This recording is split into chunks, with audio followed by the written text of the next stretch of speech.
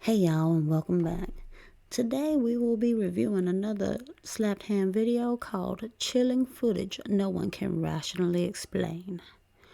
Well, I'm hoping maybe we can rationally explain some of them. I mean, it's always fun to sit here and speculate on these videos, whether or not that they are real or just a nice little hoax. So without further ado, let's get it started. Recently resurfaced CCTV footage, reportedly captured in March 2019, is leaving viewers thoroughly creeped out. In the eerie video, a security guard is seen quietly performing his nightly patrols in a funeral parlour. Everything seems routine at first as he calmly walks through the empty main hall, but then something genuinely chilling unfolds.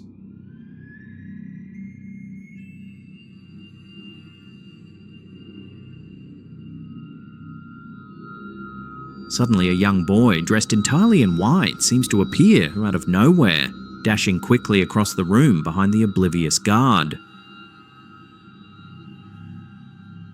What's even more unsettling is that the guard doesn't react at all. He doesn't seem to see or notice the mysterious child.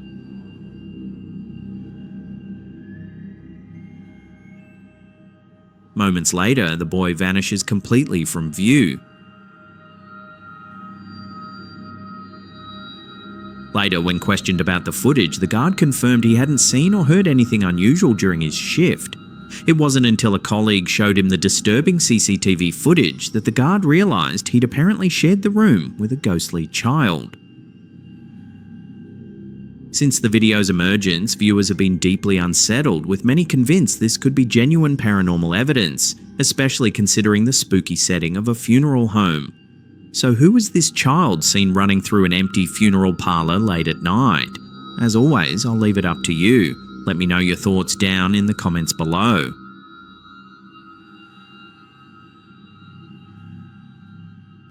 Now this is pretty strange footage. I mean, it is kind of eerie. I mean, it's dark. You can tell this is a very dark location. But I'd like to know what doorway is in that little corner where that child came from. Just simply because this here is, in my opinion, a sense of one of those situations where you have a hidden doorway where you really can't see it because it's dark and everything like that. And it looks like most everything is kind of painted maybe a white to an off-white, so you really can't distinguish anything. And I'm pretty sure y'all been in places like that where the doors are even about the same color as the wall. It looks a little weird, but besides the point, I really am not sensing anything for paranormal here.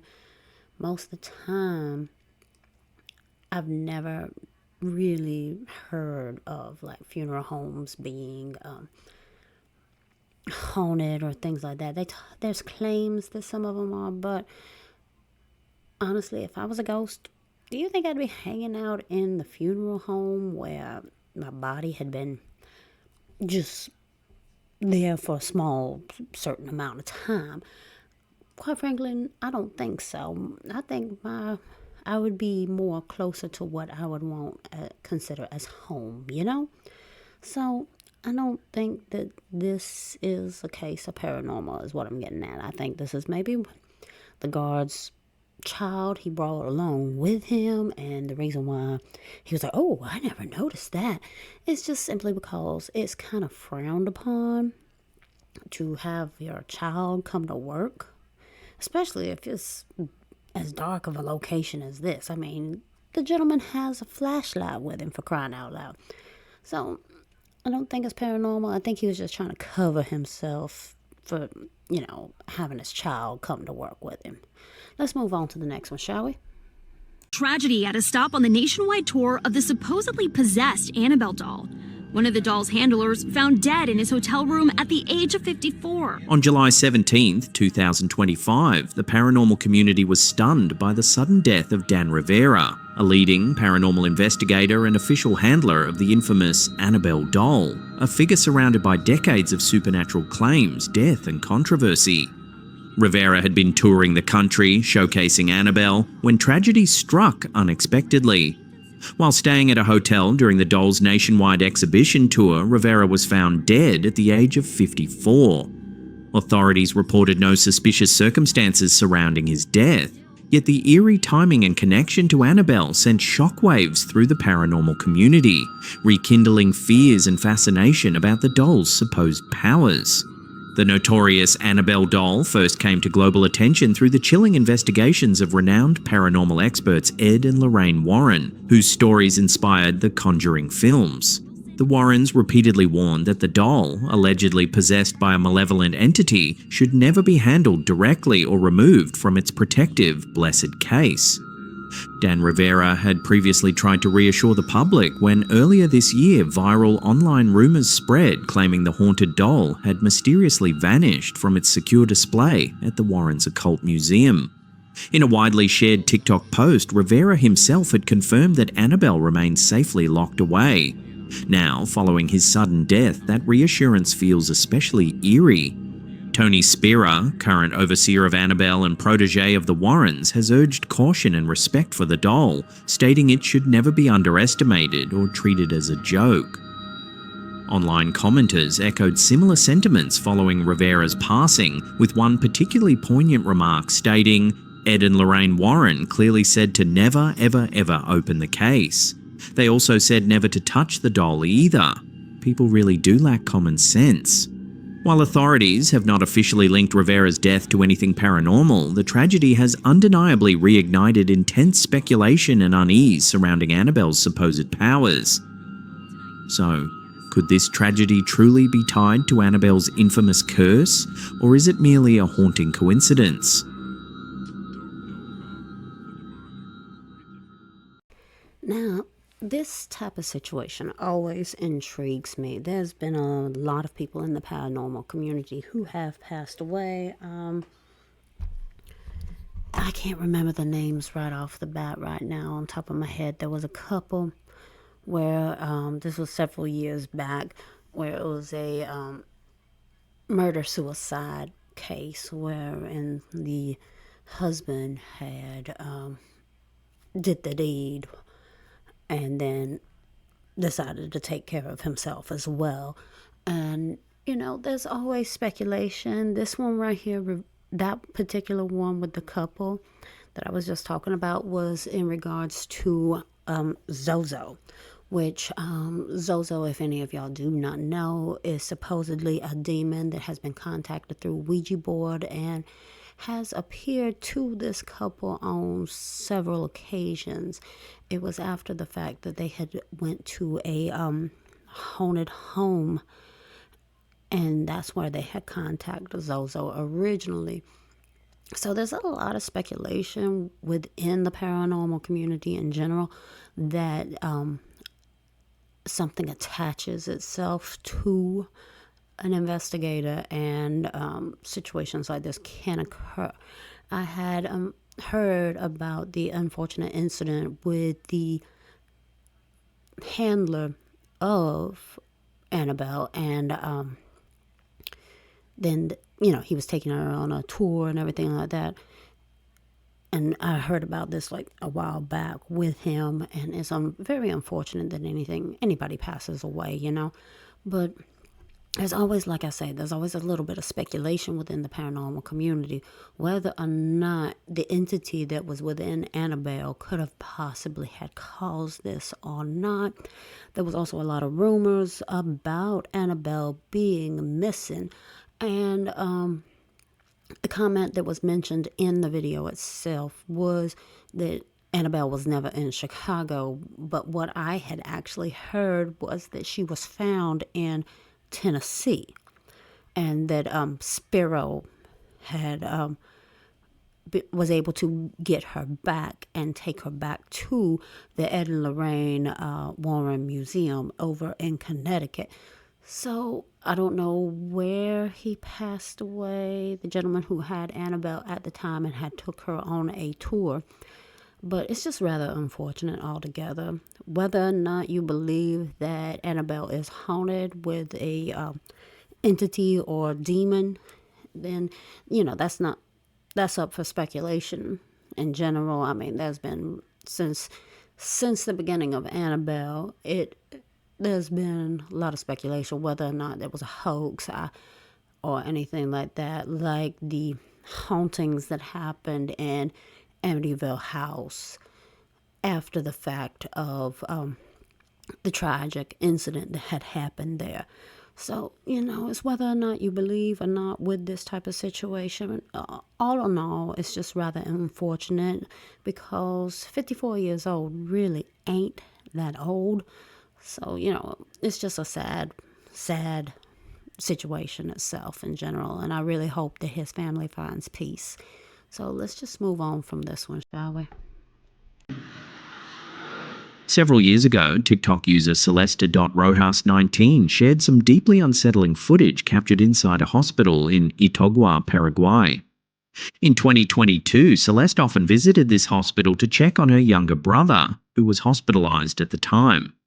During these visits, she began noticing inexplicable events and decided to start recording. In the first clip, Celeste bravely explores the hospital's old basement morgue.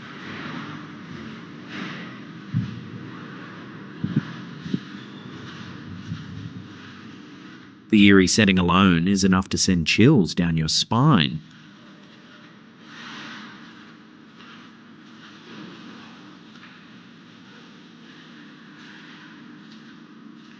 But it's the events she captures next that truly stand out.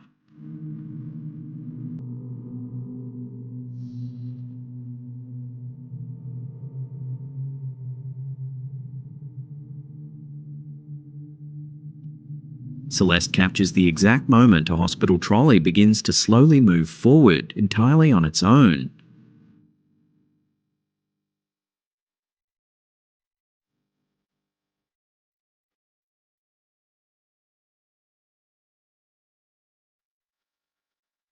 But the third clip is perhaps the most disturbing of all.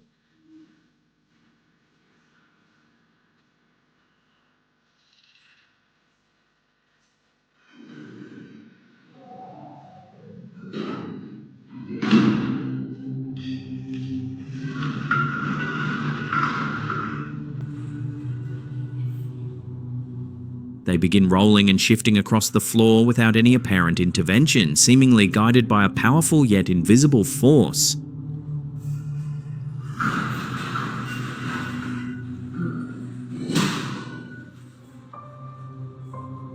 Surprisingly, Celeste reportedly felt more excitement and curiosity than fear while filming these events. She hasn't witnessed any similar phenomena at the hospital since capturing this footage. Given the hospital's morgue setting, viewers have been quick to speculate whether this could be evidence of genuine paranormal activity, perhaps spirits lingering within the facility.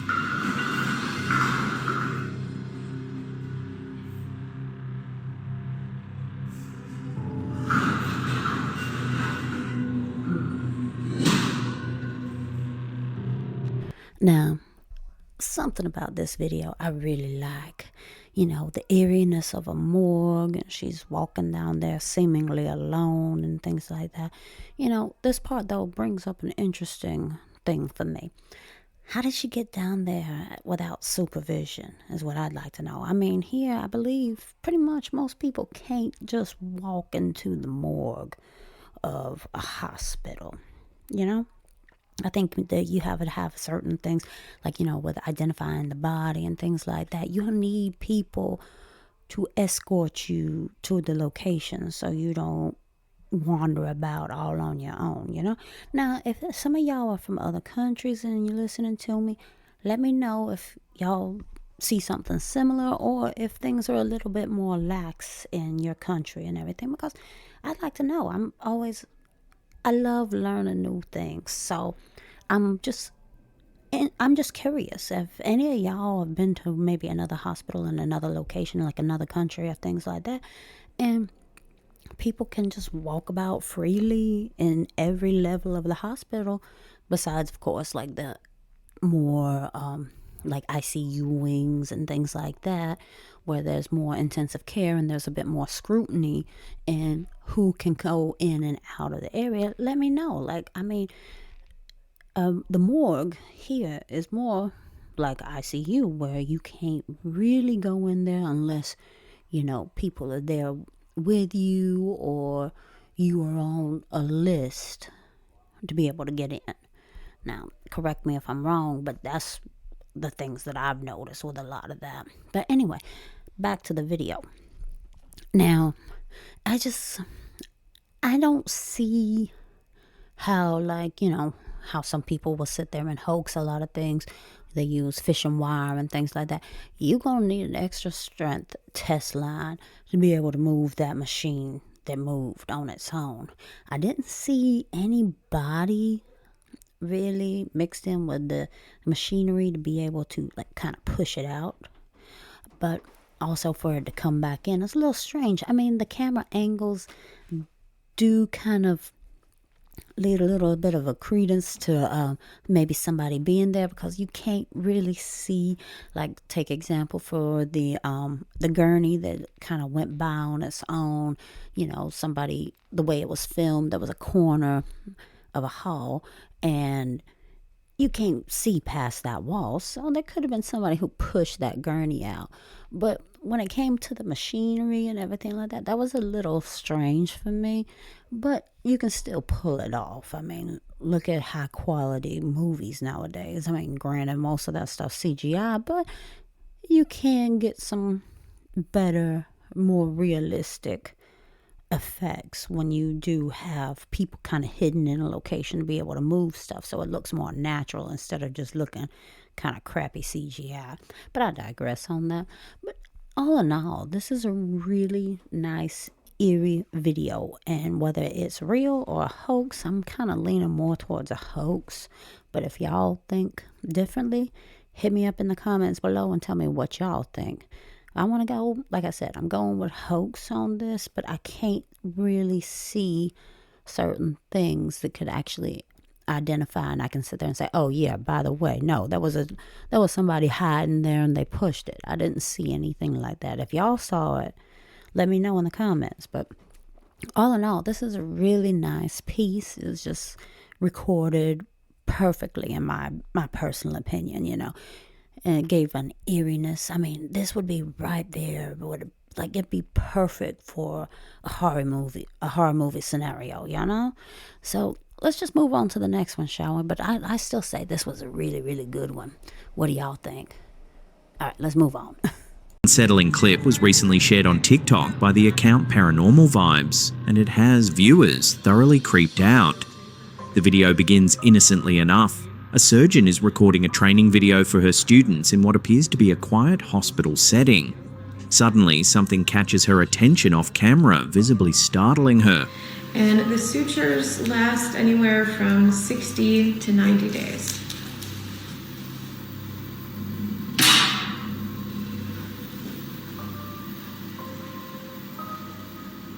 Clearly spooked, she immediately grabs her camera, attempting to film whatever or whoever ran past.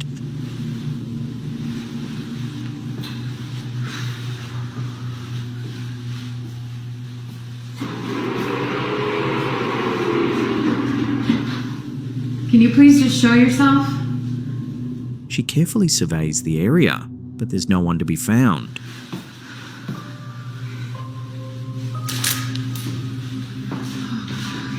Unsettled, she sets her phone to continue recording and leaves the scene entirely, hoping to capture evidence of whatever caused her fright. Just give me a sign.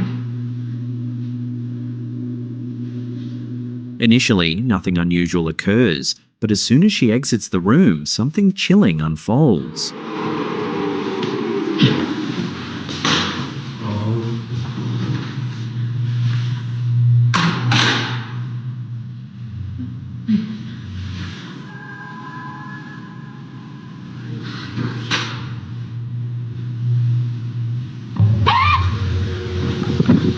A shadowy figure zips swiftly past the window, moving unnaturally fast and with no clear source or explanation.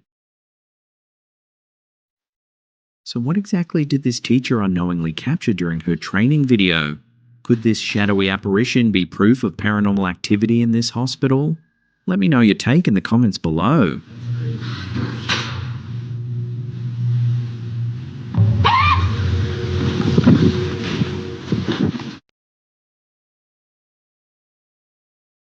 quite frankly, I don't know which one was better, this one or the one before this. Now, this is some really good video right here.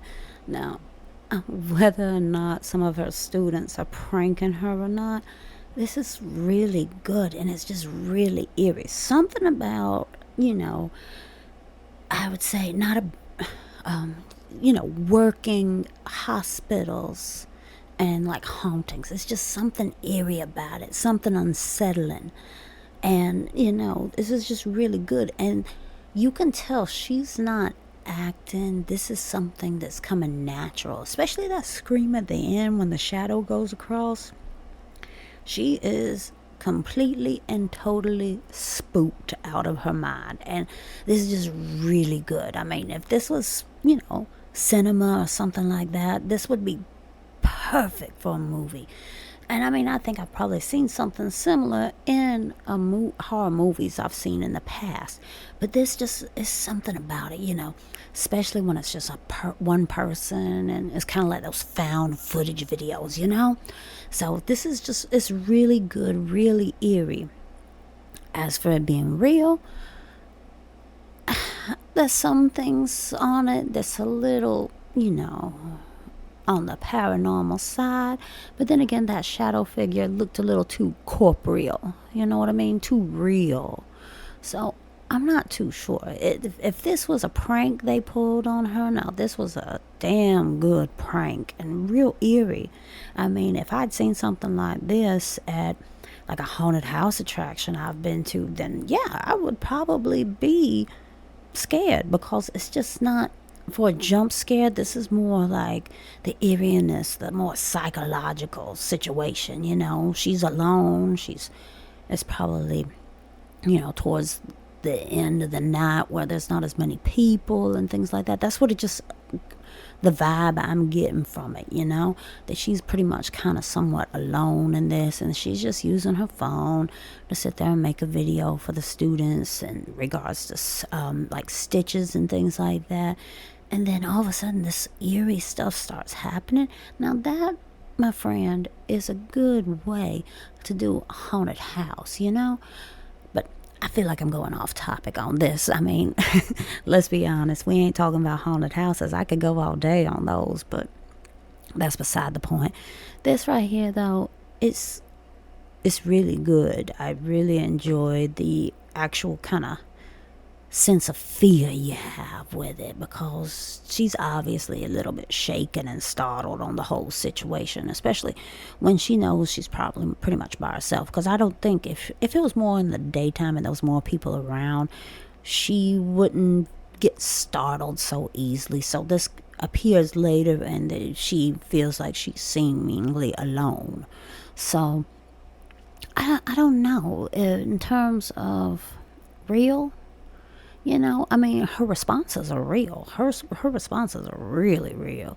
But I'm leaning more towards this being an elaborate prank pulled on her, and she's the unknowing victim of said prank. That's what it's just kind of the vibe I'm feeling with it. Because like I said, it kind of reminds me of like a horror movie or like a haunted house type situation. So I'm feeling like she can perceive it being real, but there's strings attached with it, Let me know what y'all think in the comments, because these two, especially this one and then the morgue one, they're both really good, and it's not something that you can tell is like AI generated or just very crappy like elaborate hoax or prank, Let me know in the comments below what y'all think about it, and let's move on to the next one. Originally built as a shepherd's cottage back in the 1850s, the Bothy has since become known as a refuge for hikers and travellers. However, over the years, visitors have reported unsettling paranormal experiences within its lonely walls. About a year ago, YouTuber Happy Hippie Wild Living visited White Lagon Bothy to film a vlog about his adventure. At first, everything seemed perfectly normal. He took a look around, settled in, and even built a cozy fire for the evening.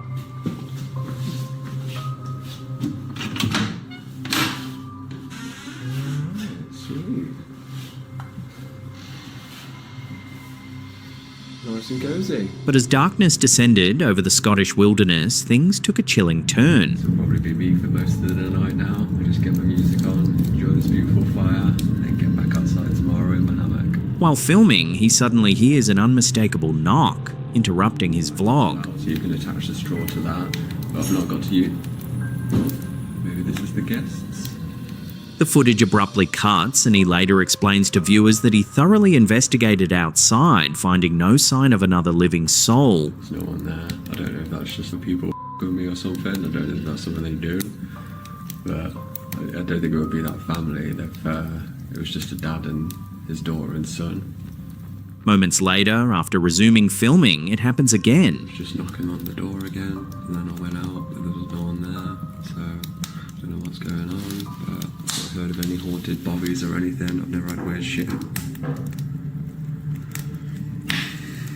This time, 3 clear and distinct knocks echo ominously from the bothy door. I've never had weird shit.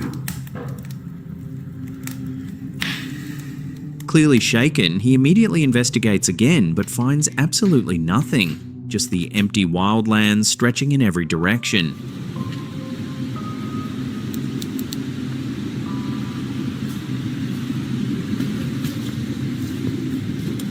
Given that happy, hippie wild living is known among followers for genuine and straightforward content, many are convinced this footage offers rare and authentic evidence of paranormal activity. Perhaps even capturing proof of the ghostly presence long rumoured to haunt White Lagan Bothy. What's going on? I've not heard of any haunted bobbies or anything. I've never had weird shit.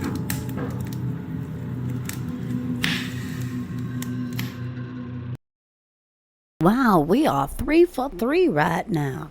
Now, this one I really like too. This, like I say, this is kind of almost more like a horror movie. Now, mind y'all, I haven't heard of this hiking vlog before, but I have did some research on a lot of like hiking vlogs and stuff like that.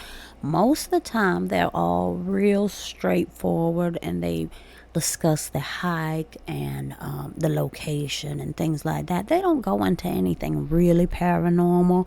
I mean, as Callan said in this, that most of the people who do subscribe to this gentleman and watch his video say he's a very normal, like normally no nonsense person. So, I mean, I feel, because in general, it just seems like he was, like, at first really frustrated about somebody knocking on the door and nobody was there. You know, if any of y'all have been hiking before, especially on long hike trails, there are cabins and things like that, or not really cabins, but more like lean-tos and things like that, where you can stay the night and be able to get out of the elements. So this is what this looks like, this bothy, as they called it. Now, and you know, other people will show up throughout the day, especially if you're a solo hiker. You will run across groups of people or other solo hikers on your journeys and everything. And just, you know, at first he just seemed like, oh, okay, you know, this may be somebody out there. And then when he went to go look and didn't see anybody, you know, he was like, oh, okay, maybe somebody's playing a trick or something like that. And then, you know, it's happening again and again. You could tell the frustration coming through. So this gentleman here is not, you know, expecting company, so to say.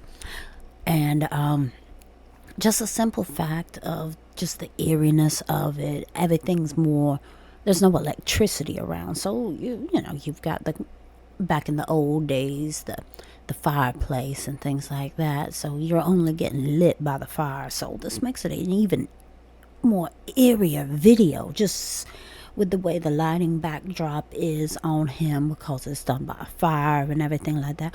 And he truly does seem spooked towards the end of this video. So I know right away he is not the perpetrator of any of this. He just, from what they say, he's no nonsense and straightforward and just talks about his hike and things that he's seen and what he enjoys, whatever.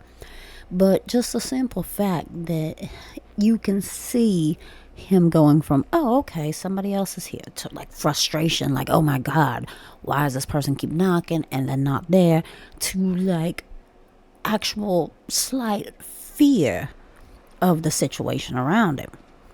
I mean, most hikers, you can't really scare them too much, because they've ran into wild animals along their travels and things like that. So they're not gonna be scaredy cats, they're a bit brave. So with him having a little slight fear towards the end of the video, it makes it more compelling to me that this is more of a real thing to him, whether it be paranormal or somebody just wanting to scare the crap out of him.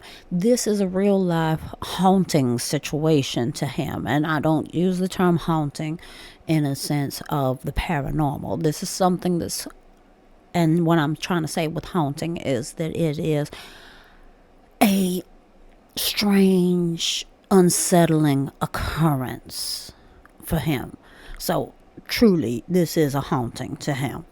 And whether, like I say, he has no part in this, much like the surgeon before with the stitches or sutures, however you want to pronounce it, or however you want to call it, I should say.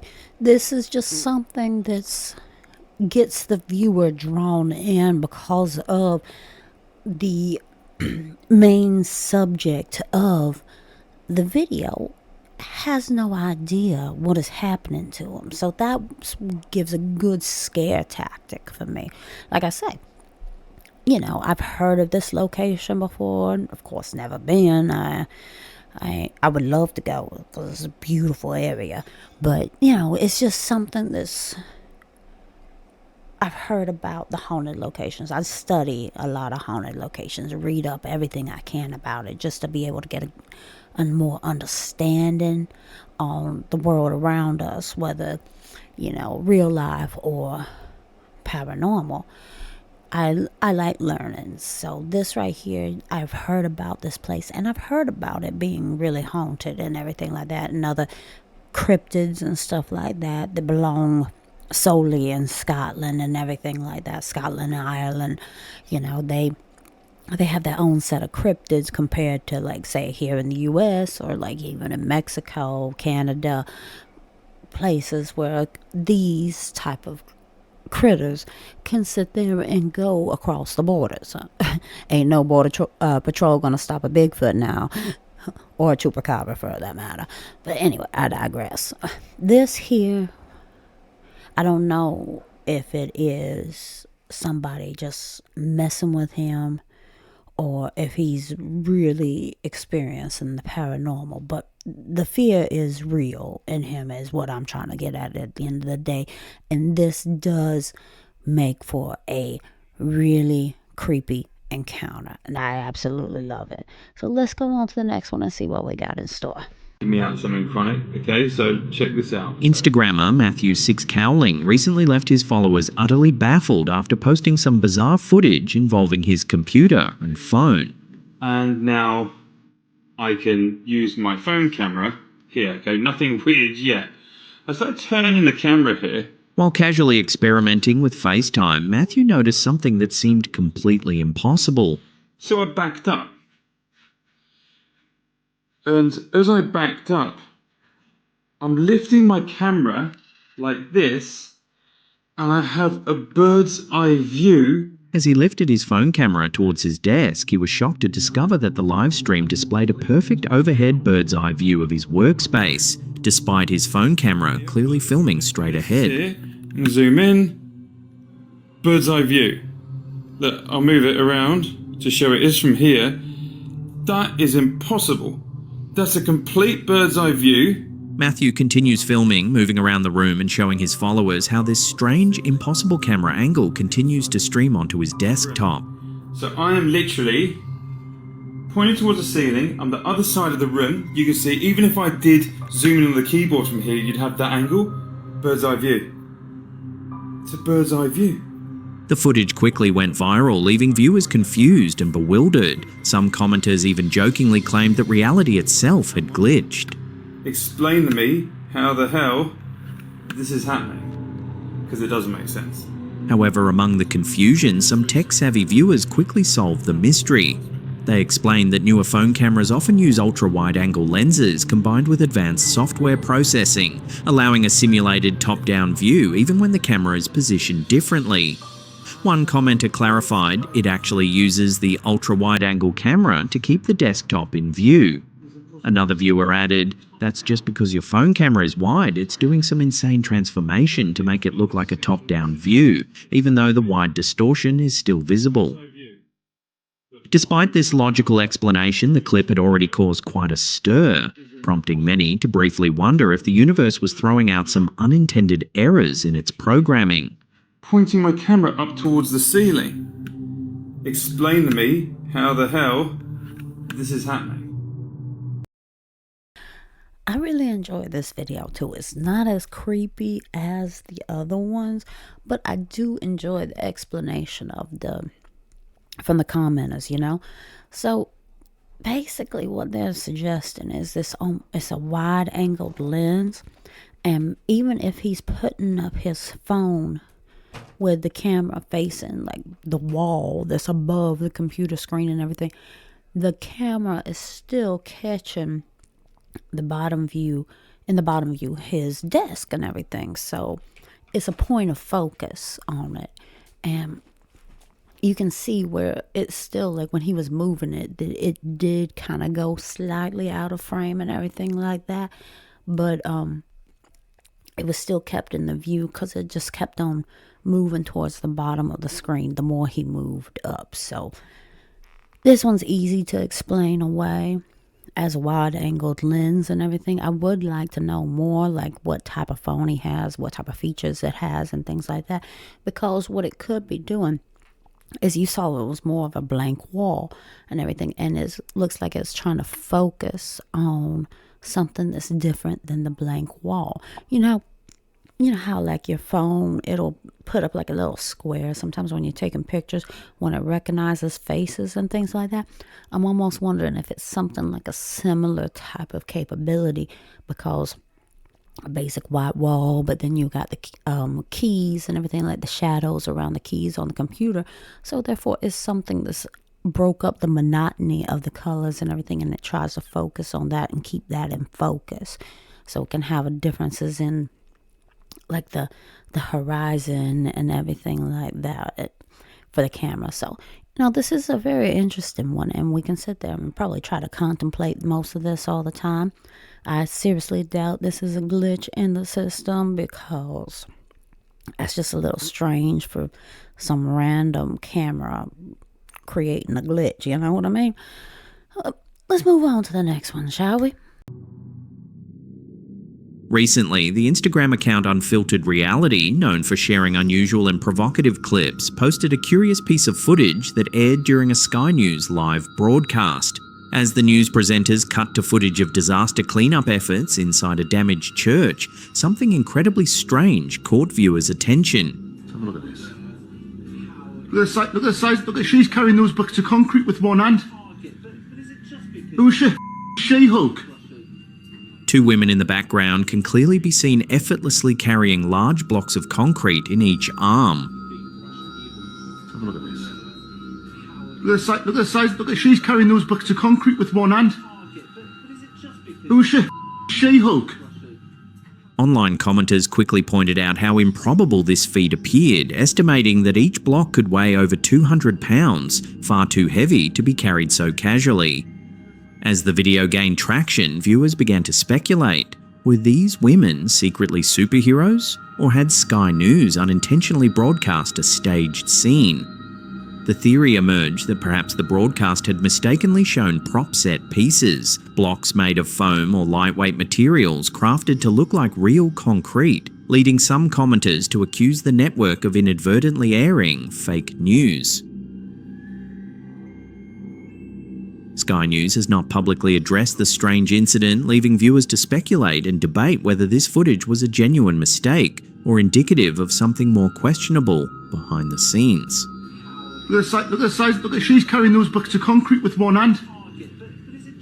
Who's she? She-Hulk. Now, I don't know about y'all, but I do believe I might have an idea as to why these women look like they're with superhuman strength. Did they ever think about thick plaster? I mean, this right here, if y'all look at the whole setup of this church that had burned and everything like that, y'all can tell this is old. So therefore, there's probably a lot of like imagery and things like that, and a lot of like, cracks that they've done filled with plaster and things like that. Also, a lot of them have, like I'm saying, paintings and things like that they would have like as mosaics, or just, in general, like murals and stuff like that. That type of stuff cannot be placed on a stone wall properly, so therefore they're going to use plaster and things like that to make sure to get an even coat, an even layer and everything like that. And so these women, instead of it being concrete blocks that they're picking up heavy, like not heavy, but thick chunks of plaster, which could, when it's burnt out, look like concrete. Did the other people ever think of that? Now, that's just speculating. Also, it could be pieces of wood. Once some of that carbonizes, especially if it's thick pieces, it could look like concrete after a fire. So that's going to be even lighter than the plaster. So we got to look at it at a different angle, especially since this was a fire. Most of the stoneworks and concrete blocks would not be broken unless it was actual, like, say if it was like a bombing or, something that actually destroyed physical parts of a stone building. That's going to be more of like an explosion, implosion, things like that. So what they're probably picking up is more of like the plaster, the wood, things that would actually burn in a fire, as opposed to thick stone or concrete walls. I mean, y'all have probably seen situations in which a building that was made of brick has done like burnt to the ground because of a fire and things like that. You're going to still have the outer hull of the bricks, the concretes, the stone, whatever this building is, but all the inside, all the woodworks, the paint, the sheetrock and all that is going to be burnt out, and it's just going to leave the stone edifice itself. So what I'm thinking with this is it's charred remains of a lot of material, as opposed to these women being superhuman strength carrying around concrete. And besides, those type of slabs of concrete too wouldn't be as heavy as they suggested, close to 200 pounds. That could be closer, that'd be more like 100, anywhere between like 50 to 100 pounds. And still, that's pretty heavy. But what I'm thinking, they're picking up are remnants of destroyed materials inside the building that are going to be much lighter than stone. Y'all think it's superhuman strength? If you do, leave a comment below and let me know what y'all think. But to me, personally, I just feel it's a lot lighter materials than concrete. So let's move on to the next one, all right? In May 1972, a chilling urban legend emerged from southern Utah involving 4 female students from Southern Utah University, whose mysterious experience still baffles investigators to this day. Returning home from a rodeo in Pioche, Nevada, the students, reportedly named Jana North, Carol Abbott, Lisa Rockford and Bethany Gordon, were anxious to make their dorm curfew at midnight. Driving their father's 1971 Chevrolet Nova along Highway 56 near the desolate Utah-Nevada border, the group took what they believed was a shortcut into Gadianton Canyon, rumoured locally to be a doorway into another dimension, one from which people had vanished without a trace. Initially, everything seemed normal, but soon the road beneath them changed abruptly from dark asphalt to smooth white cement. Within moments, they faced a towering, impassable rock wall and were forced to turn around. It was then they noticed the canyon landscape had inexplicably transformed. Where previously there was barren desert, they now saw vast fields of wheat, a shimmering lake beneath a moon that shouldn't have even been visible, and thick stands of ponderosa pines completely out of place in the desert environment. The air became oppressive and heavy, giving them an intense feeling they had trespassed into a world that wasn't theirs. Continuing along, the group soon arrived at a mysterious building resembling a tavern or roadhouse, illuminated by an eerie neon sign displaying unintelligible symbols. Frighteningly tall, human-like figures emerged from the building, shouting in an unknown language and waving their arms frantically, clearly disturbed by the girl's presence. Terrified and sensing imminent danger, the group quickly fled. Almost immediately, they were pursued by 4 bizarre egg-shaped vehicles riding on tricycle wheels, emitting a strange humming noise and a single piercing headlight. Even as the Nova reached speeds of 80 miles per hour, the strange craft pursued relentlessly. Then, without warning, the white cement returned to normal black asphalt, and the landscape returned to the familiar desert. But before they could regain control, the car skidded violently, crashing into a creek bed. Stranded until sunrise, the students eventually flagged down a Utah Highway Patrol trooper named Victoria Lindquist, who listened skeptically as they recounted their bizarre encounter. In a chilling twist, investigators found no tire tracks where the car had supposedly left Highway 56, and the tracks that were discovered abruptly vanished after just 200 meters. Even more puzzling, a missing hubcap was never recovered, leading many to wonder if it remained lost in a parallel reality. To this day, the women strongly believe they inadvertently crossed into an alternate dimension, a disturbing theory that has propelled the Gadianton Canyon incident into local legend. Skeptics remain unconvinced, but the mystery of what happened on that remote desert highway remains completely unsolved. So, did these 4 students really cross into a parallel universe, or is this merely another captivating urban legend? As always, I'll leave it to you to decide. Let me know your thoughts down in the comments below.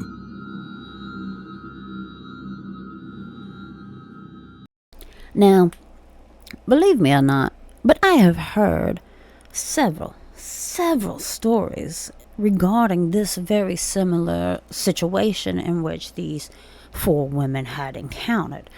And I'll go more into it a little bit more with this story and my thoughts and theories on it. But, it's interesting that this has happened in Utah, and this was in the 70s, of course, but just the fact that it's in Utah, an area that is pretty steeped in American folklore for the paranormal and also for UAP or UFO sightings to occur. Any of y'all heard of the Uinta Basin? Or should I go a little more specific? Skinwalker Ranch. Ring a bell now? Well, anyway, if it don't, long story short of it, Skinwalker Ranch was a location where there's tons of hauntings, there's tons of paranormal activity, and also UFO encounters supposedly have happened within the confines of this ranch. It started out actually where it was more documented back in the 90s, all the way up until now, with the paranormal investigators and things like that. There was the ranch owners back in the 90s. It was so bad for them that they physically left the location because of cattle mutilations and the like happening, and basically it turned them to financial ruin because of how many livestock they had lost during this time. And then it was bought out by a billionaire, and they did a lot of experimentations and things like that. And if any of y'all had ever seen the recent television show about Skinwalker Ranch, documenting actual scientific theories and hypotheses that they've been trying on the ranch, and a lot of it is really interesting. I mean, there's nothing paranormal. They're not ghost hunters that are out here, documenting and trying to elicit a response from the area. These are scientists who've gone through and they've checked the geology. They've checked so many different things. They're using GPS locations on helicopters to be able to monitor movements and everything like that, because there was a lot of things where it's just something with either the air around there or the minerals in the soil itself that causes GPSs to go haywire. There was one episode where they were flying the helicopter through the air and everything like that, and the GPS was showing that they were in the Box Canyon over there near the mountains, inside the mountains and everything. And they've done ground penetrating radar and LiDAR, and there's just these massive like cavities within the earth that nobody can have any explanation for. But the history goes back even further than that, to the Navajos and the Utes. People may often wonder, why is it called Skinwalker Ranch? But what it is that there was so much bad blood between those two tribes that the Navajo actually cursed the land and had skinwalkers go to attack the Utes and things like that. And if y'all don't know, Skinwalker is a witch doctor in the Navajo tribe that goes more towards the darker nature as opposed to a regular shaman and medical, like, more medical shaman type things that they have, where they're going to deal with the medicines and talk to the good spirits of the ancestors and things like that. A skinwalker goes into the darker side of the spiritual realm and is granted powers to become animals and be able to track down and hunt down enemies. That's simply put what a skinwalker is. Now, I know some of y'all, since this is a paranormal channel and we go into paranormal situations when we're reacting to these quote unquote paranormal or sometimes verifiable paranormal encounters on these videos, I discuss what I feel about some of this stuff. This type of situation is, y'all should know. If you don't, I'll just give a brief description of it already, as I have. But if you already knew about it, then, I guess it's just extra reconfirmation of what you've heard before. So anyway, I'll go on past that little whole detail there. But just simply saying that there's something about Utah in general that's kind of interesting. I don't know if it's something with ley lines or just minerals in general that are deposited into that area. But we could also mention the fact of the salt beds and things like that, the Great Salt Lakes. Salts has a very big, important role within the spiritual realm anyway. I mean, what's the best way to keep a spirit out the house after you've done exercised your house? Put some salt on the windows so it can't come back into the area. If you want to keep it off the whole perimeter of your house, what do? You salt a line around your land, or whatever part of your land that you want to keep safe and pure. You use salt. Salt has been around for so long. Salt has been just coveted in history for so long. It was even the payment of Roman soldiers, if you think about it. That's how precious salt has been throughout history. And with Utah having the Great Salt Lakes, it's something to think about in terms of its maybe spirituality, paranormal experiences, why the reasoning possibly of why there are so many paranormal encounters within this one specific state. Now, I know I'm going on a rant and I ain't even been into the video yet, but I just want to bring out my theories and my thoughts. I mean, I know probably some of y'all are even saying, it is strange that a lot of things come out of Utah. And this is just my speculation on the whole matter. But anyway, back to the video. Now, I said before, I have read countless stories in terms of where people describe going into like a parallel universe or an alternate universe. Now, sure, some of these could be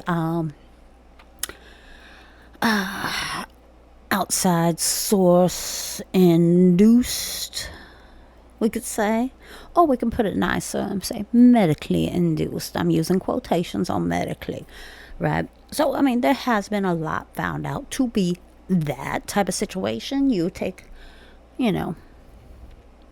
peyote is abundant in that area, and you do have the reservations. So, you see the train of thought I'm talking about here. If you don't, peyote has been used by countless Native American tribes in terms of like with the shamans and everything to get in touch with the ancestors in the spirit realm and things like that. So it is a hallucinogenic mushroom. So that could be a cause of some of these strange interdimensional sightings and things like that some of these people may have experienced. I'm not saying all of it is 100% real, factual, this really happened, I'm going to believe what you said. A lot of it could be, like I said, peyote induced. There's other forms of, let's use a term that might be better for this, bad medicine induced hallucinations.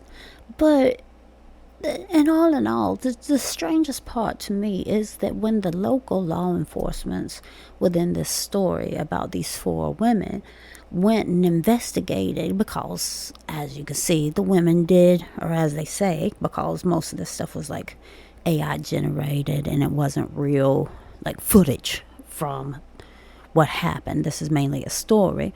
The women mentioned a car accident, and local law enforcement happened to drive down the road and they saw their vehicle.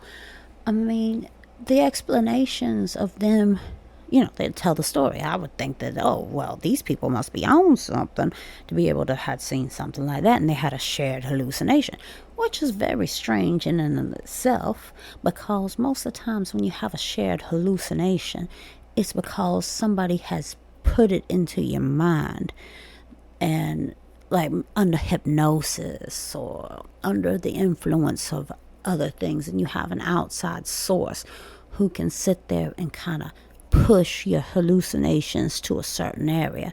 And as we can hear in this story, all 4 women experienced this, we'll call it a hallucination, right? Just so simply put, this is, I'm not trying to say it's real, not trying to say it's fake, but just going from what I would think of as maybe the police officer who had spotted them. This is a shared hallucination. All 4 of these women are telling me the exact same thing that had happened. Now, normally that don't happen when you're under the influence of controlled substances, things like that. You would need somebody as a quote unquote puppet master to be able to have a situation like that occur where all the people within the party had the same hallucinations. So that would kind of stand out to me. But the evidence is what really gets me in this. That the police saw the tire tracks, but then they stopped.